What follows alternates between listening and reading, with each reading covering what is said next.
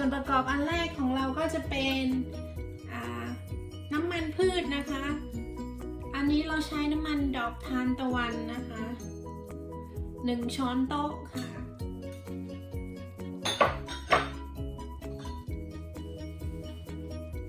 พอน้ำมันร้อนแล้วเราก็จะใส่พริกแกงลงไปนะคะพริกแกงของเราจะเป็น2 ช้อนโต๊ะนะคะพริกแกงแดง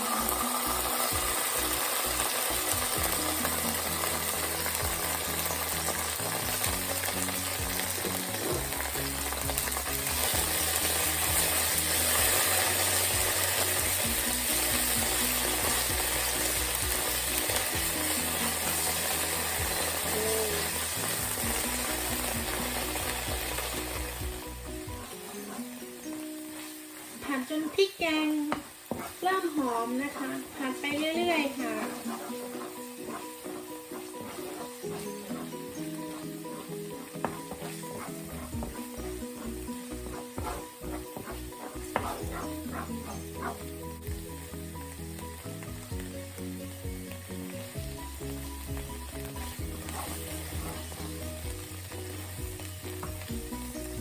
แล้วพอ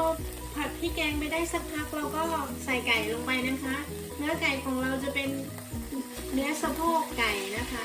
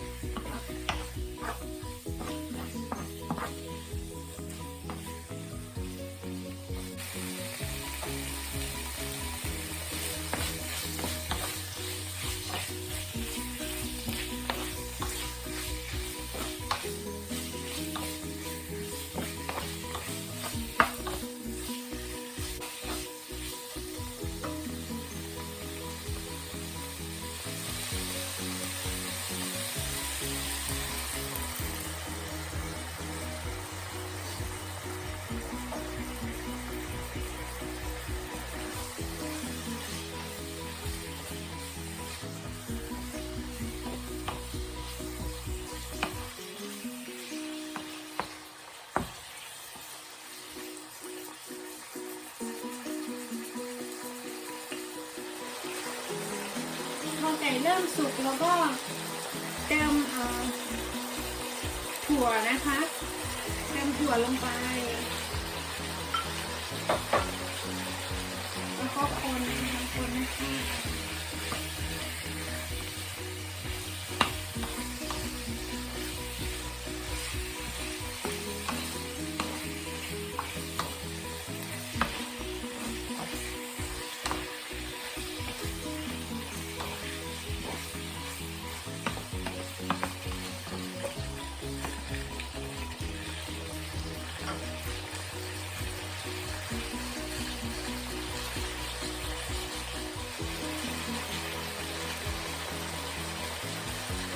ต่อไปเราก็จะมาเติมเครื่องปรุงนะคะเครื่องปรุงของเราก็จะมีซอสปรุงรสค่ะ2 ช้อนโต๊ะนะคะ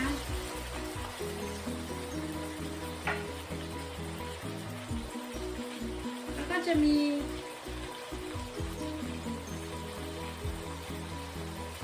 น้ำมันหอยนะคะน้ำมันหอย1 ช้อนโต๊ะค่ะ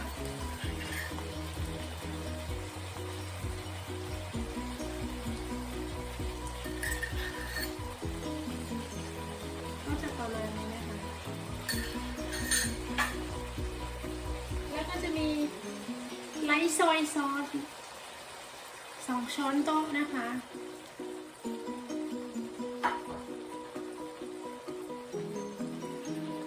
แล้วก็คนไปเรื่อยๆ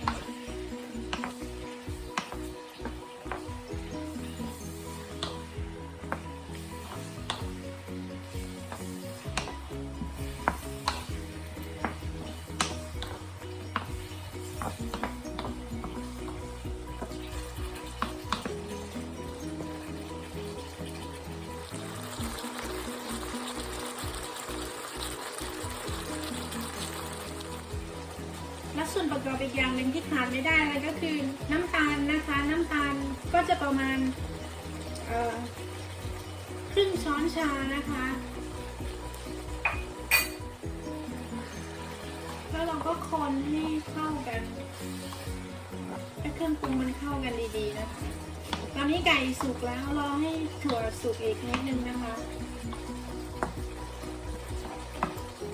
ก็จะเป็นอันเสร็จ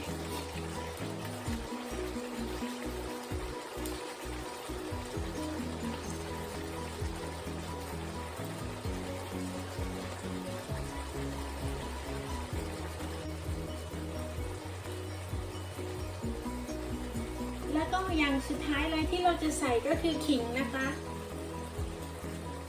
แล้วก็ใส่ขิงลงไป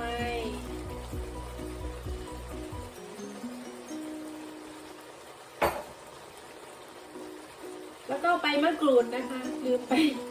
ใส่ใบมะกรูดด้วยนะคะก็เป็นอันเสร็จนะคะ